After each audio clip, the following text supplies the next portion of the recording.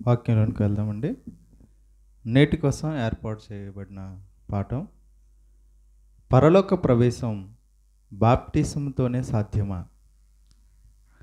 పరలోక ప్రవేశం బాప్టిజంతోనే సాధ్యమా?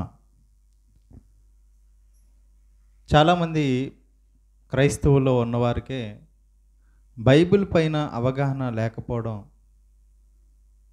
క్రైస్తవ భక్తులుగా ఉన్నవారి కుమారులు పిల్లలు కూడా వయసు వస్తున్న పెద్దవారు అవుతున్నప్పటికీ బాప్టిజం పైన అవగాహన లేక చాలామంది ఇప్పటి వరకు కూడా బాప్టిజం తీసుకోలేదు.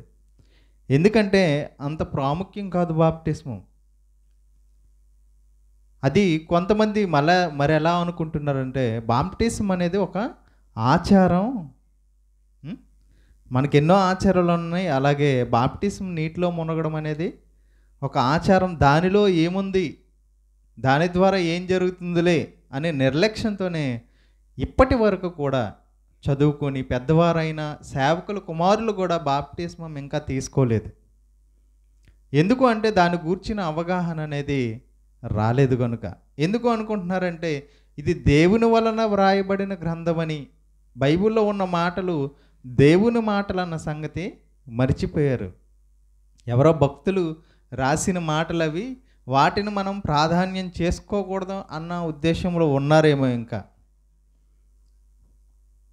ఎందుకు చూడండి ఒకసారి, పేతురు పత్రికలో రాయబడిన మాట, బైబిల్ అనేది మనుషుల మాటలు కాదని అవి దేవుని మాటలని స్పష్టంగా బైబిల్ చెప్తుంది. దేవుడు చెప్తున్నాడు మనతో. ఈరోజు సమాజంలో ఉన్నవారు ఇదొక మతానికి సంబంధించిందని ఎందుకు అనుకుంటున్నారంటే ఇది మనుషులు మాత్రం రాసింది అనుకుంటున్నారు. మనుషుల్ని రాసింది అయితే ఇంతమంది చదివి నమ్ముతారా, విశ్వసిస్తారా? అందుకోసం దేవుడు పేతురు రాసిన 2వ పత్రికలో ఈ మాటలు రాపిస్తున్నాడు. చూడండి, 1వ అధ్యాయం 20వ వచనం. ఇది ఎవరి వలన కలిగింది ఈ గ్రంథం, ఎవరి మాటలు ఇవి అని స్పష్టంగా దేవుడు పేతురు ద్వారా రాపించాడు. పేతురు రాసిన 2వ పత్రిక 1వ అధ్యాయం 20వ వచనం చదువుకుందాం. 1వ అధ్యాయం 20వ వచనం చదువుకుందాం. ఒకడు తన ఊహను బట్టి చెప్పుట వలన లేఖనములో ఏ ప్రవచనమును పుట్టదని మొదట గ్రహించుకొనవలెను. ఈ బైబిల్లో ఉన్న ఏ వాక్యం కూడా ఒకడు ఊహను బట్టి, ఒక వ్యక్తి, ఒక మనిషి తన ఊహను బట్టి రాసింది కాదని మొదట మనం గ్రహించాలంట. గ్రంథం బైబిల్ అనే మాట వినిపించేసరికి ఇందులో మాటలు మనిషి తన ఊహను బట్టి రాసింది కాదు. అనగా ప్రవచనము ఎప్పుడును మనుష్యుని ఇచ్చను బట్టి కలుగులేదు, కానీ మనుషులు తమ ఇష్టానుసారంగా రాసింది కూడా బైబిల్ కాదు. ఒకవేళ మనుషులు ఇష్ట ప్రకారం రాస్తే ఒక పుస్తకాన్ని ఎన్నిసార్లు చదవగలరు ఎవరైనా? ఒక పుస్తకాన్ని ఒకసారి చదివిన తర్వాత మళ్ళీ చదవాలని అనిపించదు. కానీ దేవుడు రాసిన గ్రంథం కనుకనే ఈరోజు అనేక సంవత్సరాలు, అనేక దినాలు, అనేక మార్లు బైబిల్ని చదువుతున్నారంటే దానికి కారణం అది మనిషి జ్ఞానం కాదు, దేవుని జ్ఞానం బైబిల్. మనుషులు పరిశుద్ధాత్మ వలన ప్రేరేపింపబడిన వారై దేవుని మూలంగా పలికిరి. అంటే మనుషులను పరిశుద్ధాత్మ ప్రేరేపించి ఇదిగో దేవుడు చెప్పుతున్న సంగతులను రాయి అని చెప్తే వాళ్ళు రాసినదే బైబిల్. అందుకోసం ప్రకటన గ్రంథంలో క్లియర్గా రాసి ఉంటుంది ఏమని, ఇగో నువ్వు చూచుచున్నది గ్రంథంలో రాయి అని దేవుడు చెప్పిన మాట అక్కడ రాయబడి ఉంటుంది. అంటే బైబిల్లో ఉన్న మాటలు మనుష్యుల ఆలోచనలు కానే కాదు, దేవుని యొక్క మనసులో ఉన్న మాటలు. మరి బైబిల్లో ఉన్న సంగతి మరి అనేక మంది చదువుతున్నారు కదా, మరి ఎందుకు విని కూడా విశ్వసించట్లేదు? ఎందుకు ఇంకా క్రైస్తవులుగా ఉన్నవారే బాప్టిజం తీసుకోవట్లేదు అంటే మరి ఈ మాటలు వారికి అర్థమవుతున్నాయో అర్థం అవ్వట్లేదో మనం ఆలోచిద్దాం. బైబిల్ ఏం చెప్తుంది బాప్టిజం గురించి? బాప్టిజంతోనే పరలోకం సాధ్యమా? ఒకవేళ బాప్టిజం తీసుకోకపోతే పరలోకం వెళ్ళలేమా అనేది మనం ఆలోచిద్దాం. ఈరోజు బైబిల్ గ్రంథం నుంచి మనం పరిశీలిద్దాం. బాప్టిజం గురించి ఎక్కడ రాయబడిందో చూద్దాం ఒకసారి. మార్కు సువార్త 16వ అధ్యాయము మార్కు సువార్త 16వ అధ్యాయము 15వ వచనం నుంచి చదువుదాం. మార్కు సువార్త 16వ అధ్యాయము 15, 16 వచనాలు చదువుకుందాం. యేసు చెబుతున్న మాట, శిష్యుల్ని పిలిచాడు. మీరు సర్వలోకమునకు వెళ్ళి సర్వ సృష్టికి సువార్త ప్రకటించుడి. మీరు వెళ్ళండి, వాక్యాన్ని ప్రకటించండి. ఎవరైతే మీరు ప్రకటించిన మాటలు వింటారో ఏమని ప్రకటిస్తారు సువార్త? ఏమని ప్రకటిస్తారు సువార్త? ఇగో దేవుడు పరలోకమందున్నాడు, ఆయన యొద్దకు మనం వెళ్ళాలంటే మనలో ఉన్న పాపాన్ని విడిచిపెట్టాలి, పాప క్షమాపణ పొందాలి, మనస్సు మార్చుకోవాలి, నూతనంగా నీతిగా బ్రతకాలి. అది క్రీస్తు ద్వారానే సాధ్యం. యేసుక్రీస్తే మన నిమిత్తం ప్రాణం పెట్టాడు. ఆయన యందు విశ్వాసం ఉంచితే ఆయన ఎలా అయితే మరణించి సమాధి చేయబడి తిరిగి లేచాడో, మనం కూడా ఆయన యందు విశ్వాసం ఉంచితే మనము కూడా పునరుద్ధానం తిరిగి లేస్తాం. ఆయన దేవుడు ఉన్న ఆ లోకానికి మనం చేరుకుంటాం. ఇది సువార్త. మీరు సర్వలోకానికి వెళ్ళండి, సర్వ సృష్టికి సువార్తను ప్రకటించుడి అని చెబుతూ తర్వాత ఏమంటున్నాడు? నమ్మి బాప్టిస్మం పొందినవాడు రక్షింపబడును. నమ్మి బాప్టిస్మం పొందినవాడు రక్షింపబడును. నమ్మి ఏం చేయాలని చెప్తున్నాడు? బాప్టిస్మం పొందాలి అని చెప్తున్నాడు. నమ్మి బాప్టిజం పొందినవాడు రక్షింపబడును అని చెప్తున్నాడంటే ఈ మాట ఎవరు చెబుతున్నారు మనతో? యేసుక్రీస్తు స్వయంగా చెబుతున్న మాట. మీరు సర్వలోకానికి వెళ్ళి సర్వ సృష్టికి సువార్త ప్రకటించి ఎవరైతే ఈ మాటలు నమ్ముతారో వారికి మీరు ఏం చేయాలి? బాప్టిజం ఇస్తే అప్పుడు వారు రక్షింపబడతారు. అసలు బాప్టిజం అంటే అర్థం ఏంటి? బాప్టిజం అంటే అర్థం పాతి పెట్టుట లేదా సమాధి చేయుట. బాప్టిజం అనగా అర్థం పాతి పెట్టుట లేదా సమాధి చేయుట. ఎవరిని సమాధి చేస్తారు మనం ఆలోచన? జనరల్గా సహజంగా లోకంలో మనం చూసుకుంటే ఎవరిని సమాధి చేస్తారు? చనిపోయిన వారిని. చనిపోయిన వారిని అలాగే ఉంచేస్తారా? లేదు, సమాధి అనేది ఖచ్చితంగా చేస్తారు. పాతి పెట్టడమైనా సమాధి చేయడమైనా జరుగుతుంది. మరి మనుషుల్ని ఎందుకు సమాధి చేయాలి బాప్టిస్మం ద్వారా? మనుషులు చనిపోయారా? చనిపోతే కదా సమాధి చేయాలి. మరి ఎలా చనిపోయారు మనుషులు దేవుని దృష్టిలో? ఎపిసీలకు రాసిన పత్రిక 2వ అధ్యాయం 1వ వచనం. ఎపిసీలు రాసిన పత్రిక 2వ అధ్యాయం 1వ వచనం. మీ అపరాధముల చేతను పాపముల చేతను మీరు చచ్చిన వారై ఉండగా, అంటే మనుషులందరూ దేనితోనే చనిపోయారు? పాపముల చేత అపరాధముల చేత చనిపోయారు. ఇప్పుడు చనిపోయిన వారిని ఏం చేయాలి? సమాధి చేయాలి. అదే బాప్టిస్మం. అర్థమవుతుందా? పాపముల చేత అపరాధముల చేత చనిపోయిన వారిని సమాధి చేయాలి. సమాధి చేస్తేనే నూతనంగా జీవించే అవకాశం అనేది దేవుడు కల్పిస్తాడు. ఇప్పుడు అర్థమవుతుందా బాప్టిజం అంటే? ఎందుకు బాప్టిజం మనం తీసుకుంటున్నామో? ఎందుకు తీసుకోవాలి? మనం చనిపోయాం. మరి చనిపోయిన వారిని ఏం చేయాలి? పాతి పెట్టాలి, సమాధి చేయాలి. యేసుక్రీస్తు బోధ చేస్తున్నప్పుడు అక్కడికి ఒక పరిసయ్యుడు నికోదేము అన్న ఆయన వచ్చాడు. వచ్చి ఆయన మాటలు విని అడుగుతున్నాడు ఆయనకి, పరలోక రాజ్యంలో చేరాలంటే ఏం చేయాలని అడుగుతున్నాడు. చూడండి, యోహాను సువార్త 3వ అధ్యాయము 1వ వచనం. యోహాను సువార్త 3వ అధ్యాయము 1వ వచనంలో ఆయన వస్తాడు. పరిసయ్యుడు అన్న ఆయన నికోదేము ఆయన దగ్గరికి వచ్చినప్పుడు యేసు తనకేమని చెప్తున్నాడో 3వ వచనం నుంచి చూద్దాం. అందుకు యేసు అతనితో, ఒకడు క్రొత్తగా జన్మించితేనే కానీ అతడు దేవుని రాజ్యమున చూడలేడు. మళ్ళీ చదువుదాం. ఒకడు క్రొత్తగా జన్మించితేనే కానీ అతడు దేవుని రాజ్యము చూడలేడు. దేవుని రాజ్యంలోనికి పరలోక ప్రవేశం బాప్టిజంతోనే సాధ్యమా? చూడలేడు అని యేసు స్టేట్మెంట్ ఇస్తున్నాడు. ఒకడు క్రొత్తగా జన్మించడం అంటే బాప్టిస్మం, చావు, సమాధి చేయబడ్డావు, మళ్ళీ తిరిగి లేచావు. తిరిగి లేవడమే క్రొత్తగా జన్మించడం. పాత జీవితం అపరాధముల చేత ఉన్న ఆ జీవితాన్ని విడిచిపెట్టి నూతనముగా క్రీస్తులో జన్మించడమే బాప్టిజం. అలాగ జన్మిస్తేనే, ఒకడు క్రొత్తగా జన్మించితేనే కానీ అతడు దేవుని రాజ్యమును చూడలేడు. ఆ కింద కూడా చెప్తున్నాడు, ఒకడు నీటి మూలంగాను, 5వ వచనం, ఒకడు నీటి మూలంగాను ఆత్మ మూలంగాను జన్మించితే కానీ దేవుని రాజ్యములో ప్రవేశించలేడు. అంటే పరలోక రాజ్య ప్రవేశం దేని ద్వారా సాధ్యమవుతుంది? బాప్టిస్మం ద్వారా మాత్రమే సాధ్యమవుతుంది. అదే విషయాన్ని యేసు ఆ వ్యక్తికి చెబుతున్నాడు, నికోదేమన్న వ్యక్తికి. అప్పుడు ఆయన ఏమంటున్నాడు? క్రొత్తగా జన్మించడం అంటే ఏంటి? ముసలివాడనైన నేను తల్లి గర్భంలోకి దూరి మళ్ళీ జన్మించాలా అని అడుగుతున్నాడు. చూడండి ఒకసారి 4వ వచనం. అందుకు నికోదేము, ముసలివాడైన మనుష్యుడు ఎలాగూ జన్మింపగలడు? 2వ మారు తల్లి గర్భమందు ప్రవేశించి జన్మింపగలడా?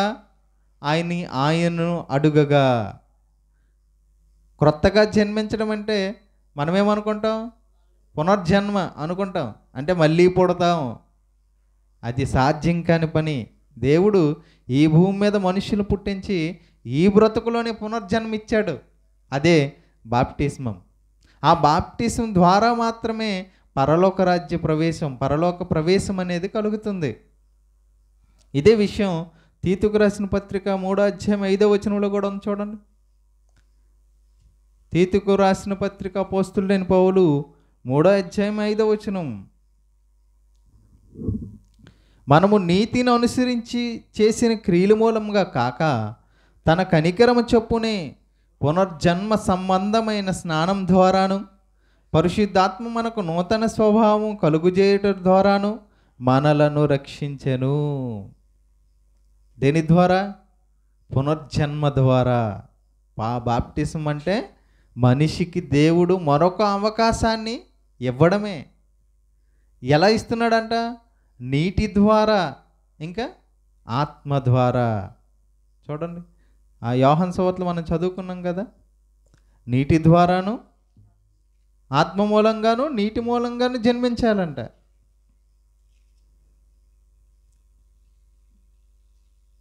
ఈ 5వ వచనం, యోహాను సువార్త 3వ అధ్యాయం 5వ వచనం.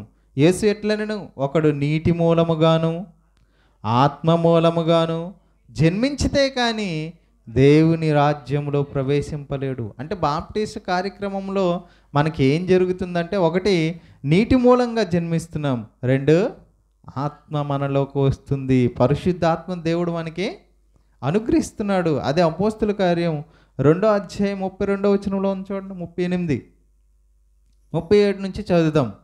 అపోస్తుల కార్యం 2వ అధ్యాయం 37, 38. వారు ఈ మాట విని హృదయములో నొచ్చుకొని, అంటే ఇక్కడ పేతురు గారు సువార్త చెప్పారు వాళ్ళకి. అపోస్తలులు అందరూ మేడగది మీద ఉన్నప్పుడు, పరిశుద్ధాత్మను పొందుకున్నప్పుడు, ఆయన వాక్యం చెబుతున్నప్పుడు వీళ్ళు విని, అయ్యో మేము తప్పు చేసాము, యేసైతే మా కోసం వచ్చాడు, ఆయన మేము సిలివేసాం అని హృదయంలో బాధపడి, వారి మాట విని హృదయంలో నొచ్చుకొని, సహోదరులారా మేమేమి చేతుమని పేతురును కడమ అపోస్తులను అడగ్గా, అంటే మొట్టమొదటిగా ఏం చేయాలి? వాక్యం వినాలి. వాక్యం విన్న తర్వాత మనస్సు మార్చుకోవాలి. మార్చుకున్న తర్వాత మాత్రమే బాప్టిస్మానికి సిద్ధం అవ్వాలి. కానీ చాలామంది బాప్టిజం ఎందుకు ఇస్తారు చెప్పండి? ఎక్కువ శాతం మనుషులు పెళ్ళిళ్ళకి బాప్టిజం ఇస్తారు. తెలుసా మీకు? ఒక క్రిస్టియన్ అమ్మాయిని ఇంకొక అబ్బాయి చేసుకోవాలనుకో, లేదా ఒక క్రిస్టియన్ అబ్బాయిని వేరే ఒక అమ్మాయి చేసుకోవాలనుకో, మీరు పెళ్ళి చేసుకోవాలంటే, వివాహం చేసుకోవాలంటే మీరేం చేసుకోవాలి? ముందు బాప్టిజం. పెళ్ళి బాప్టిజం ముందు, పెళ్ళికి ముందు బాప్టిజం తీసుకోమని చెప్తుందా బైబిల్? మనస్సు మార్చుకోవాలి. బాప్టిజం తీసుకోవాలంటే మనస్సు మార్చుకోవాలి. నేను పాపం చేశాను, నాకు క్షమాపణ కావాలి అని వాక్యం విని విశ్వసించి అప్పుడు తీసుకోవాలి బాప్టిజం. అంతే తప్ప పెళ్ళికి, ఫంక్షన్లకి బాప్టిజమాలు తీసుకోకూడదు. కానీ క్రైస్తవ సమాజంలో నేడు అలాగే ఉంది. పెళ్లి చేసుకోవాలంటే ఖచ్చితంగా ఏం చేయాలి ముందు? అలా రూల్ పెట్టేశారనమాట. కానీ దానికి బైబిలు ఒప్పుకోదు. బైబిల్ ఏం చెప్తుంది? మీరు మారు మనస్సు పొంది, బాప్టిజం దేనికి తీసుకోవాలి చెప్తున్నాను, మారు మనస్సు మార్చుకోవాలి. మీరు మారు మనస్సు పొంది పాప క్షమాపణ నిమిత్తము. దేని నిమిత్తం? పెళ్లి నిమిత్తం కాదు, పాప క్షమాపణ నిమిత్తం ప్రతివాడు యేసుక్రీస్తు నామమున బాప్టిస్మం పొందుడి. అలా పొందితే అప్పుడు మీరు పరిశుద్ధాత్మ అన్న వరము పొందుదురు. ఇది లేకపోతే ఏం లేదు, మనకి పరలోక ప్రవేశం అనేది లేదు. చాలామంది దీన్ని ఏమనుకుంటారంటే, ఇదేంటండి బాప్టిజం నీటిలో మునగడం, ఇది ఒక ఆచారం అండి అని అనుకుంటారు కదా. ఇప్పుడు మీకు దానికి అర్థం అవడానికి ఒక ఉదాహరణ చెప్తాను. మనకు ఒక బ్యాంక్ అకౌంట్ ఉందనుకోండి. బ్యాంక్కి వెళ్ళి నా అకౌంట్ నెంబర్ నేను చెప్పాను అనుకో, నాకు ఇదిగోండి నా అకౌంట్లో ఉన్న ఒక 10,000 నాకు ఇచ్చేయండి, నా నెంబర్ ఇది అంటే ఇస్తాడా? ఎందుకు ఇవ్వరు? నా అకౌంటే కదా, నా డబ్బులే కదా. మరి నా డబ్బులు అయ్యుండి నా బ్యాంకు అకౌంట్ తీసుకుని వెళ్ళి నా నెంబర్కి నేనే అడుగుతుంటే నాకు ఎందుకు ఇవ్వట్లేదు? సార్ అలా ఇవ్వరు సార్, దానికి ఒక రూల్ ఉంది అని ఆ అకౌంట్ స్లిప్లు ఇచ్చి అక్కడ ఉన్నాడు కదా క్యాష్ కౌంటర్లో ఉన్న ఆయన చెప్తాడు, అయ్యో మా బ్యాంక్ రూల్స్ అలాంటివి కాదు, మా రూల్స్ ఇలాగ ఉన్నాయి. మీరు ముందు ఏం చేయాలి? ఒక స్లిప్ ఫిలప్ చేయండి. బ్యాంక్ స్లిప్ ఫిలప్ చేయమంటారా? చేసి మీకు ఎంత కావాలో దాని మీద రాయండి, మీ అకౌంట్ డీటెయిల్స్ రాయండి, చివరిలో మాత్రం మీ సంతకం పెట్టండి. సంతకం ఎలాగ ఉండాలంటే, మీరు బ్యాంక్ అప్లై చేసుకున్నప్పుడు, అకౌంట్ క్రియేట్ చేసుకున్నప్పుడు ఎటువంటి సంతకం పెట్టారో ఆ సంతకమే పెట్టండి. వేరొక సంతకం పెడితే మళ్ళీ అమౌంట్ రాదండి. ఆయన అలాగే చేస్తాడు. కొంచెం తప్పైన సంతకం, సార్ మీ సంతకం సరిగా లేదండి అని తిరిగి ఇచ్చేస్తాడు. అప్పుడు నువ్వు ఎంత కోప్పడి, ఏటువై నా సంతకం నా డబ్బులు నాకు ఇవ్వడానికి ఎన్ని రూల్స్ ఏంటి అని అడుగుతావా? అంటే రూల్స్ ఎలా పెడితే దాన్ని ఫాలో అయ్యే అమౌంట్ తీసుకుంటావు, అవునా? అంటే ఒక బ్యాంకులో ఉన్న నీ డబ్బులు నువ్వు తీసుకోవడానికి ఇన్ని ఫార్మాలిటీస్ ఉండేటప్పుడు మరి దేవుడు కొన్ని రూల్స్ పెట్టా, ఆ నియమాలు పాటించాలా లేదా లోకం? ఇంకా చూడండి, మనం ఏదైనా ఒక గవర్నమెంట్ జాబ్ వచ్చింది అనుకోండి, అపాయింట్మెంట్ లెటర్ అనేసి ఒకటి ఉంటుంది. అపాయింట్మెంట్ లెటర్ తీసుకొని వెళ్ళాలి. మనకి పోస్ట్ ద్వారా అది వస్తుంది. ఏదైనా జాబ్లో మనం ఒకవేళ మనకు వచ్చింది అనుకోండి జాబ్, ఆ జాబ్ వచ్చేటప్పుడు గవర్నమెంట్ ఒక అపాయింట్మెంట్ లెటర్ ఇస్తుంది మనకి. ఆ లెటర్ తీసుకొని వెళ్తేనే వాళ్ళు తీసుకుంటారు మన జాబ్లో, నువ్వు గవర్నమెంట్కి ఎంపిక అయిన వాడువు, ఈ జాబ్కు అర్హుడువు అన్నదే ఆ లెటర్. ఆ లెటర్ తీసుకుని వెళ్ళి నువ్వు స్టార్టింగ్ డే రోజు నువ్వు సైన్ పెట్టాలి అక్కడ, నేను జాయిన్ అయ్యానని. అలా జాయిన్ అయ్యి వర్క్ చేస్తేనే ఆ జాబ్లో నీకు శాలరీ వస్తుంది. నేను ఆచారాలన్నీ పాటించను, నాకు ఇవన్నీ వద్దు, నేను డైరెక్ట్గా నాకు అపాయింట్మెంట్ లెటర్ వచ్చింది కాబట్టి ఆ లెటర్ తీసుకుని వెళ్ళను, సైన్ వెళ్ళి పెట్టను, నేను ఆ జాబ్ చేస్తానంటే చైన్ ఇస్తారా? చేసిన శాలరీ ఇస్తారా? ఎవరు? రెండు ఉండాలి. ఏముండాలి? నువ్వు అపాయింట్మెంట్ లెటర్ తీసుకుని వెళ్ళాలి, అక్కడ సైన్ చేయాలి. ఇక్కడ కూడా క్యాష్ తీసుకోవాలంటే లెటర్ ఫిలప్ చేయాలి, సైన్ పెట్టాలి. ఇది ఆచారమా నియమమా? రూల్, అంతేనా? ఆచారం కాదు. బాప్టిస్మం కూడా ఆచారం కాదు, దేవుడు పెట్టిన ఒక నియమం. దాని ద్వారా ఏం జరుగుతుందో దేవుడు మనిషికి చెబుతున్నాడు. మరి నీటిలోనే ఎందుకు బాప్టిజం తీసుకోవాలి? అర్థమవుతుందా? నీటిలోనే తీసుకోమన్నాడు కదా, నీటి ద్వారాను పరిశుద్ధాత్మ ద్వారాను బాప్టిజం పొందన్నాను. నీటి ద్వారా ఎందుకు చెప్పండి? నీటి ద్వారా ఎందుకు ఆలోచించారు ఎప్పుడైనా? నీటిలోనికి వెళ్ళి తండ్రి కుమార పరిశుద్ధాత్మ నామములో మనం బాప్టిజం తీసుకోవాలి. ఎందుకు? చూడండి, తిమోతికి రాసిన మొదటి పత్రిక 6వ అధ్యాయం 12వ వచనం. తిమోతికి రాసిన మొదటి పత్రిక 6వ అధ్యాయం 12వ వచనం. తిమోతికి రాసిన మొదటి పత్రిక 6వ అధ్యాయం 12వ వచనం. విశ్వాస సంబంధమైన మంచి పోరాటం పోరాడము, నిత్య జీవమును చేపట్టము. దాని పొందుటకు నీవు పిలువబడి అనేక సాక్షులు ఎదుట మంచి ఒప్పుకోలు ఒప్పుకుంటివి. అనేక సాక్షులు ఎదుట మంచి ఒప్పుకోలు ఒప్పుకున్నావంట. ఎవరి ముందు బాప్టిజం తీసుకున్నావంట నువ్వు? సాక్షులు ఎదుట. అంటే ఏదైనా మనం ఒక నిబంధన కానీ ఒప్పందం చేసుకున్నప్పుడు ఏం చేస్తాం? సాక్ష్యం ఉంచుతాం, అవునా? నీరు అనేది మనిషికి దేవునికి ఒక సాక్ష్యం. నీరు ఒక్కటే కాదు, ఆకాశము, భూమి. అందుకోసం ఒక పాట ఉంది కదా, నింగి, నేల, నీరు, నిప్పు, గాలి. సూర్యుని వేడి, అగ్ని, నిప్పు. గాలి, మనం పీలుస్తున్న గాలి సాక్ష్యం. సూర్యుని వెలుతురు సాక్ష్యం. ఇంకా ఆకాశం సాక్ష్యం, భూమి సాక్ష్యం, మరి నీటి సాక్ష్యం. అందుకోసం నీటిలోనికి వెళ్ళి పంచభూతాల మధ్యన నువ్వేం చేసుకుంటున్నావు? దేవునితో ఒప్పందం చేసుకుంటున్నావు. అక్కడ ఏమని చెప్తున్నావు చూడండి, అనేక సాక్షులు ఎదుట మంచి ఒప్పుకోలు ఒప్పుకుంటివి. ఏం ఒప్పుకున్నావు బాప్టిస్మంలో? రోమపత్రిక ఏం ఒప్పుకున్నావు చూడండి. రోమిలికి రాసిన పత్రిక 10వ అధ్యాయము 9వ. అపోస్తలుడైన పౌలు రోమిలికి రాసిన పత్రిక 10వ అధ్యాయం 9వ. అదేమనగా, యేసు ప్రభువు అని నీ నోటితో ఒప్పుకొని దేవుడు మృతుల్లో నుండి ఆయన లేపునని నీ హృదయమందు విశ్వసించిన ఎడల నీవు రక్షింపబడదువు. యేసు ప్రభువు అని నీ నోటితో ఒప్పుకున్నావు. ఒప్పుకోలది ఎవరి ఎదుట ఒప్పుకున్నావు? సాక్షులు ఎదుట. సాక్ష్యం లేకపోతే చెల్లుతుందా? ఎవరికైనా డబ్బులు ఇస్తున్నారు అనుకోండి, ఎవరు ఉండాలి? సాక్షులు ఉండాలి. పాత నిబంధనలో కూడా ఆదికాండంలో ఎవరు ఏ ఒప్పందం చేసుకున్నా ఆ ఒప్పందానికి మధ్యగా ఒక సాక్షి, దేన్నో ఒక దాన్ని సాక్ష్యంగా ఉంచేవారు. తెలుసా సంగతి? చూడండి, ఆదికాండం 31వ అధ్యాయం. ఆదికాండం 31వ అధ్యాయం 44వ.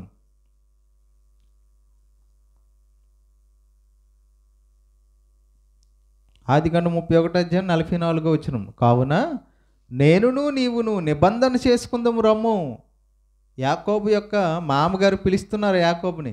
మన ఇద్దరం ఒక నిబంధన చేసుకుందాం, ఒక ఒప్పందం పెట్టుకుందాం, చేసుకుందాము రమ్ము. అది నాకును నీకును మధ్య సాక్షిగా ఉండునని యాకోబుతో ఉత్తరం ఇయ్యగా, యాకోబు ఒక రాయి తీసుకొని దాన్ని స్తంభంగా నిలబెట్టెను. మరియు యాకోబు రాళ్ళు కూర్చుడని తన బంధువులతో చెప్పిన వారు రాళ్ళు తెచ్చి కుప్ప వేసిరి. అక్కడ వారు ఆ కుప్ప యొద్ద భోజనం చేసిరి. లాబాను దానికి ఎగర సహదూత అని పేరు పెట్టెను. అయితే యాకోబు దానికి గలేదు అని పేరు పెట్టెను. లాబాను, నేడు ఈ కుప్ప నాకును నీకును మధ్య సాక్షిగా ఉండునని చెప్పాను. రాళ్ళ కుప్ప పెట్టి అది నీకు నాకు సాక్ష్యం. నువ్వు నాతో నిబంధన చేసుకుంటున్నావు, నువ్వు నాతో ఒప్పందం చేసుకుంటున్నావు. అంటే దేన్నైనా ఒప్పందం చేసుకునేటప్పుడు, ఒప్పుకోలు చేసేటప్పుడు ఏముండాలి? సాక్ష్యం ఉండాలి. మరి నువ్వు బాప్టిజం ద్వారా దేవునికి ఏమవుతున్నావు? ఒప్పందం చేసుకున్నావు. దేవా, నా పాత జీవితాన్ని నేను విడిచిపెట్టి నీతో ఇదిగో నేను ఒప్పందం చేసుకుంటాను. నీ కుమారుడిగా నా పాత జీవితాన్ని విడిచిపెట్టి, పాపపు జీవితాన్ని విడిచిపెట్టి ఇదిగో నూతనంగా నీలో జన్మించి నీవు చెప్పిన నీతి క్రియలు నేను జరిగిస్తాను అని ఒప్పుకుంటున్నావు. అది బాప్టిస్మం. ఆ ఒప్పందానికి సాక్షి ఎవరు? ఇదిగో పంచభూతాల్లో ఒకటి నీటిలో తీసుకుంటాను, మిగతా పంచభూతాలు సాక్ష్యాలుగా ఉన్నాయి. అర్థమవుతుందా? చాలామంది మీరు క్రైస్తవులు కాబట్టి క్రైస్తవుల ఆలోచన ప్రకారం అలా చేస్తే వెళ్ళిపోతారు పరలోకం బాప్టిజం ద్వారా అని చెప్తారు. అంటే మనస్సు మార్చుకోవాలి, మనస్సు మార్చుకోవాలి, అప్పుడు పాపక్షమాపణ నిమిత్తం బాప్టిజం అనేది ఖచ్చితంగా. మనస్సు మారకపోతే తీసుకున్న ప్రయోజనం లేదు. ఎందుకు తీసుకుంటున్నావో తెలియకుండా తీసుకున్నావు అనుకున్న బాప్టిజం, అది కూడా పనికిరాదు. అంతేనే కాదండి, తెలుసుకొని తీసుకోవాలా, తెలుసుకోకుండా తీసుకోవాలా? అన్నీ తెలుసుకోవాలి. బాప్టిజం ఎందుకు తీసుకుంటున్నావో, ఎందుకు ఎందుకు తీసుకోవాలో, ఎలా తీసుకోవాలో అన్నీ మనకు అవగాహన వచ్చిన తర్వాత బాప్టిజం తీసుకోవాలి. ఏది తెలియకుండా అమ్మ నాన్న తీసుకోమన్నారు కదా అని తీసుకోవడం, పెళ్ళికి తీసుకోమన్నారు కదా అని తీసుకోవడం చేయకూడదు. అవగాహన నుండి తెలుసుకొని అప్పుడు బాప్టిజం అనేది తీసుకోవాలి.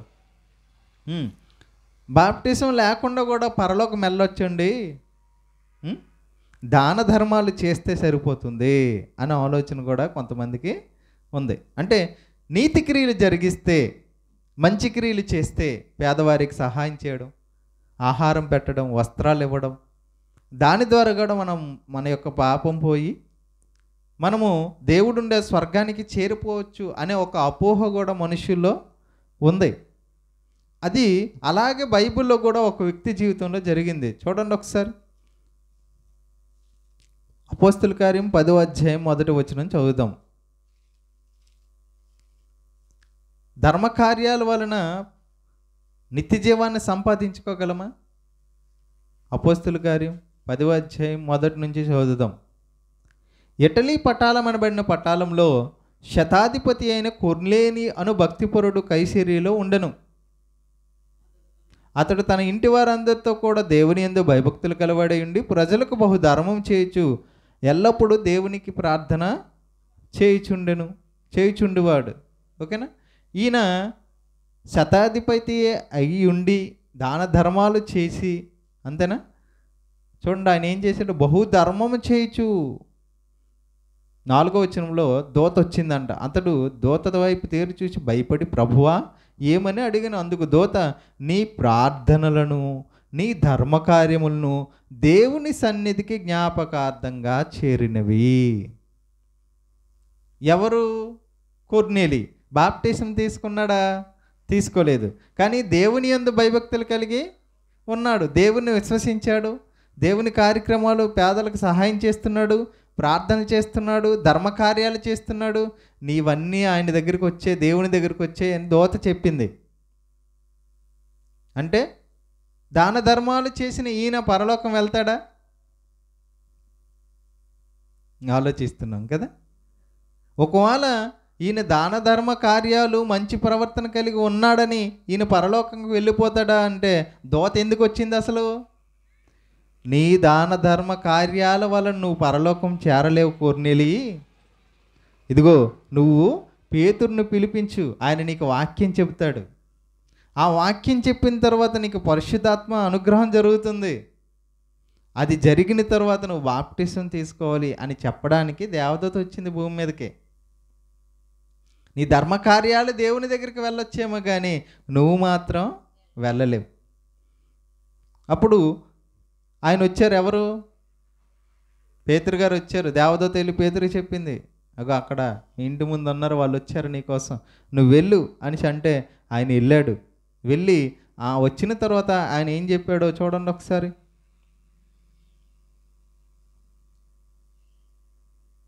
40 వచనం చదువుకుందాం. ఆయన గురించి చెప్తున్నాడు చూడండి, 38వ వచనం నుంచి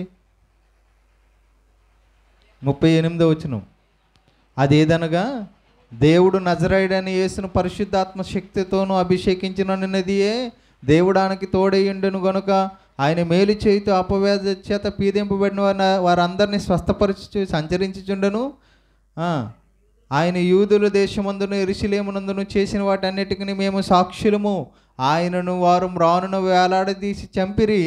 దేవుడు ఆయనను 3వ దినమున లేపి ప్రజలందరికీ కాక దేవుని చేత ముందుగా ఏర్పరచబడిన సాక్షులకి, అనగా వృత్తుల్లో నుండి లేచిన తర్వాత ఆయనతో కూడా అన్నపానం పుచ్చుకుని మాకే ఆయన ప్రత్యక్షం కనబడినట్లు అనుగ్రహించెను. ఇదియుగాక దేవుడు సజీవులకు మృతులకు న్యాయాధిపతినిగా నియమించిన వాడు ఈయనే అని ప్రజలకు ప్రకటించి దృఢముగా సాక్ష్యం ఇవ్వాలని మాకు చెప్పాడు. యేసు ఏది చెప్పాడో, ఏం చేశాడో ఎవరో చెప్తున్నాడు? కొర్నేలి తన కుటుంబం, తనతో పాటు ఉన్నవారందరికీ వాక్యం చెబుతున్నాడు. ఆయన చెప్పిన తర్వాత ఇంకేమంటున్నాడు? ఆయన యందు విశ్వాసం ఉంచి వాడెవడు వాడు ఆయన నామమూలముగా పాప క్షమాపణ పొందునని ప్రవక్తలందరూ ఆయన గురించి సాక్ష్యం ఇచ్చుచున్నారు అని చెప్పాడనమాట. ఆ పేతురు ఈ మాటలు ఇంకా చెప్పుచుండగా అతని బోధ విన్న వారందరి మీదకి పరిశుద్ధాత్మ దిగెను. 48 యేసుక్రీస్తు నామమందు వారు బాప్టిస్మం పొందవలెనని ఆజ్ఞాపించెను. కొర్నేలు గారి దగ్గరికి వెళ్ళి దాన ధర్మ కార్యాలు చేసేవయ్యా, ప్రజలకు మేలు చేస్తున్నావు, భయభక్తి కలిగి బ్రతుకుతున్నావు, కానీ నీకు ఇంకొకటి ఉంది. ఏం చేయాలి? నువ్వు ఆయనను విశ్వసించాలి. విశ్వసించి నువ్వు ఆయన యేసుక్రీస్తు నామమందు బాప్టిస్మం పొందాలి. అంటే ధర్మ కార్యాల వలన దేవుని దగ్గరికి చేరలేమా? చేరలేము. మన క్రియల మూలముగా కాక క్రీస్తు కనికిరపడి మనకిచ్చిన నీతి మూలంగానే బాప్టిజం ద్వారా మాత్రం మనం పరలోక రాజ్యానికి చేరుకోగలం. అంటే ఒక రూల్ దేవుడు పెట్టాడు, ఆ రూల్ను మనం ఫాలో అవ్వాలి. అర్థమవుతుందా? ఎప్పుడైతే మనం బాప్టిజం తీసుకుంటున్నామో, క్రీస్తు ఎలా అయితే మృతి పొందాడో బాప్టిజం ద్వారా మనం నీటిలో అలా మృతి పొందుతున్నాం. యేసు ఎలా అయితే పాతి పెట్టబడుతున్నాం, యేసు ఎలా అయితే చనిపోయిన తర్వాత పాతి పెట్టబడ్డాడో మనం కూడా అలాగే పాతి పెట్టబడుతున్నాం. యేసు ఎలా అయితే 3వ దినం తిరిగి లేచాడో అలాగే మనం కూడా క్రొత్తగా జన్మిస్తున్నాం, బయటకు వస్తున్నాం. అది బాప్టిజం. ఖచ్చితంగా పరలోక ప్రవేశం బాప్టిజంతోనే సాధ్యం. బాప్టిజం లేకుండా పరలోకం వెళ్ళడం కష్టం. అర్థమవుతుందా?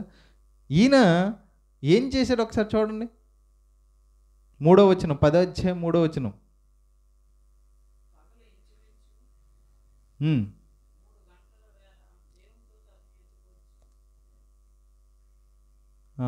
ఒక వచనం చూద్దాం.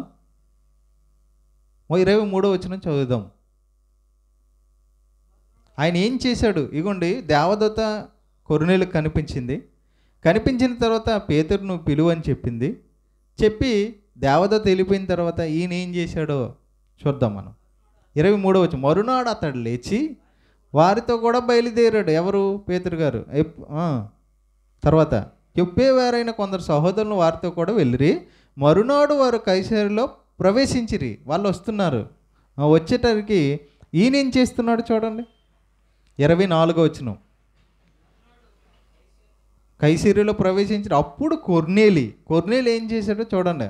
కొర్నేలి తన ఇంటి దగ్గరికి ఎప్పుడైతే సేవకుడు వస్తున్నాడు అన్న సంగతి కొర్నేలికి తెలిసిందో, ఆయన వాక్యాన్ని ప్రకటించడానికి వస్తున్నాడు అన్న సంగతి కొర్నేలికి ఎప్పుడు తెలిసిందో, దేవదూత చెప్పిందో, అప్పుడు ఆయన ఏం చేసుకున్నాడంట ఆ రోజుకి. అప్పుడు కొర్నేలి తన బంధువులను, ముఖ్య స్నేహితులను పిలిపించి వారి కొరకు కనిపెట్టుకొని ఉండెను. ఏం చేస్తున్నాడు? ఈయన వాక్యం వినడం కాదంట. ఈయన ఏం చేసుకున్నాడంట? తన బంధువులని, తన ముఖ్య స్నేహితుల్ని పిలిపించుకొని ఎవరి కోసం ఎదురు చూస్తున్నారు? వారి కొరకు కనిపెట్టుకుని పేతురు ఎప్పుడు వస్తాడా, వాక్యం చెప్తాడా అని ఎదురు చూస్తున్నారు. ఎవరు? కొర్నేలి బంధువులు, స్నేహితులు. మరి ఎక్కడ సేవకుడు ముందొచ్చి సంఘం ఎప్పుడు వస్తుందా అని ఎదురు చూడాలి. ఎక్కడైనా ఇప్పుడు ఉన్న సంఘాల్లో ఎక్కడైనా ముందు సేవకుడు వస్తాడు, సంఘం ఎప్పుడు వస్తుందా, ప్రారంభిస్తామా అని ఎదురు చూడాలి. అక్కడ చెప్పండి. కొర్నేలి ఇంకా విశ్వాసం, బాప్టిజం పొందలేదు, ఇంక దేవుని కుమారుడిగా మార్చబడలేదు. అయినప్పటికీ తనకున్న భక్తి చూడండి.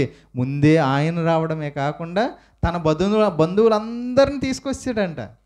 మన ఇంటికి వెళ్తే మన దగ్గర ప్రార్థన అయిందనుకోండి, ఇంటి దగ్గర మనం తప్ప ఎవరో ఉండవు. పోనీ చర్చికైనా మనం ఎవరినైనా పిలుస్తామా?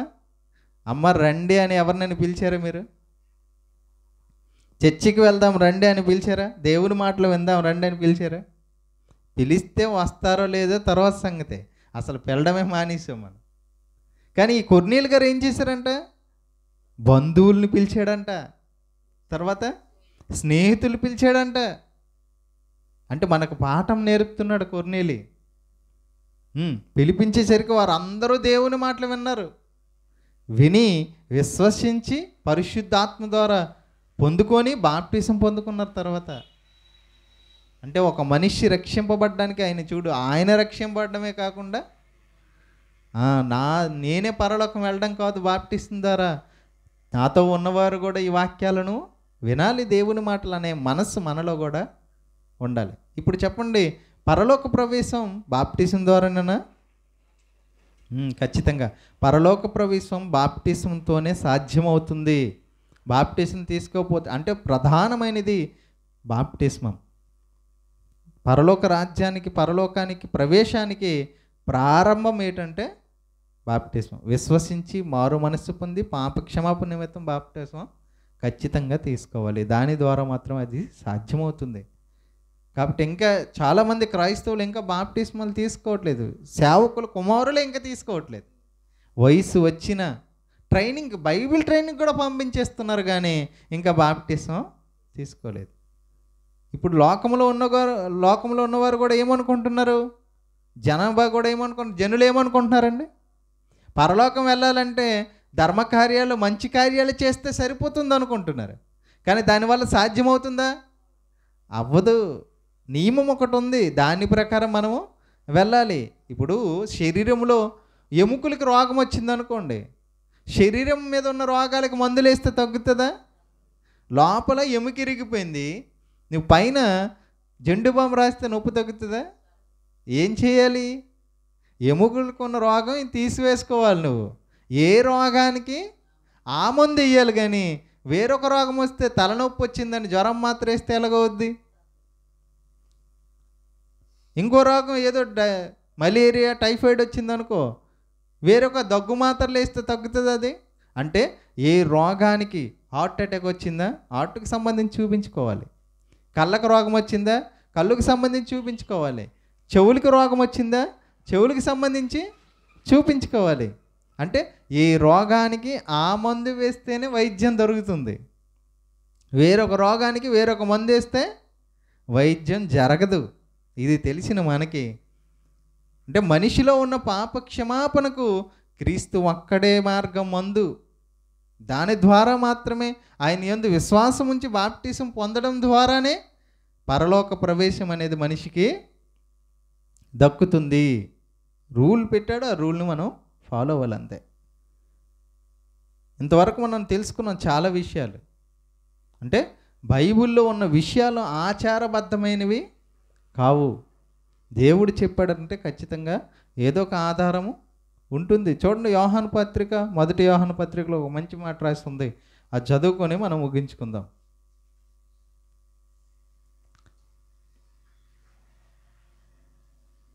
యోహాను రాసిన మొదటి పత్రిక 5వ అధ్యాయము 6వ వచనం నుంచి చదువుదాం. 5వ అధ్యాయం 6వ వచనం నుంచి. నీళ్ళ ద్వారాను రక్తము ద్వారాను వచ్చినవాడు ఈయనే, అనగా యేసుక్రీస్తే. యేసుక్రీస్తు ఎలా వచ్చాడంట? నీళ్ళ ద్వారా అంటే బాప్టిజం ద్వారా. రక్తం ద్వారా కూడా ఆయన వచ్చాడు. ఎలాగా? తల్లి గర్భంలో నుంచి ఎలా వచ్చాడు? రక్తమేనా? రైట్. ఇంకా చెప్పుకొని వస్తున్నాడు చూడండి. ఈయన నీళ్లతో మాత్రమే కాక నీళ్లతోనూ రక్తంతోనూ వచ్చును, ఆత్మ సత్యము గనుక సాక్ష్యం ఇచ్చేవాడు ఆత్మయే, సాక్ష్యం ఇచ్చేవారు ముగ్గురు, అనగా ఆత్మయు నీళ్లను రక్తమును. ఆత్మయు నీళ్లను రక్తము. యేసు బాప్టిజం పొందింది ఎక్కడ? నీళ్లలో. సాక్ష్యం. ఆత్మ, పరిశుద్ధాత్మ పరలోకం నుండి వచ్చిందా? ఆత్మ, సాక్ష్యం. యేసు చనిపోయేటప్పుడు రక్తం కార్చాడా? రక్తం, సాక్ష్యం. ఈ 3 సాక్ష్యాల ద్వారా వచ్చాడని చెప్తున్నాడు. ఈ ముగ్గురు ఏకీభవించి ఉన్నారు. మనం మనుష్యుల సాక్ష్యం అంగీకరించుచున్నాము కదా, దేవుని సాక్ష్యం మరి బలమైనది. దేవుని సాక్ష్యం ఆయన తన కుమారుని గూర్చి ఇచ్చినదే. దేవుని కుమారుని యందు విశ్వాసం ఉంచేవాడు తనలోని సాక్ష్యము కలిగి ఉన్నాడు. అంటే మనం విశ్వసిస్తున్నామంటే ఈ సాక్ష్యాలు ఉన్నాయి మనకి. మనం కూడా విశ్వసించడానికి సాక్ష్యం అనేది ఉంది. అంటే దేవుడు సాక్ష్యంగా వీటిని ఉంచాడు. మనం ఎందుకు తీసుకుంటాం, నీటిలోకి ఎందుకు వెళ్తున్నాం మనకి తెలియదు ఎంతవరకు.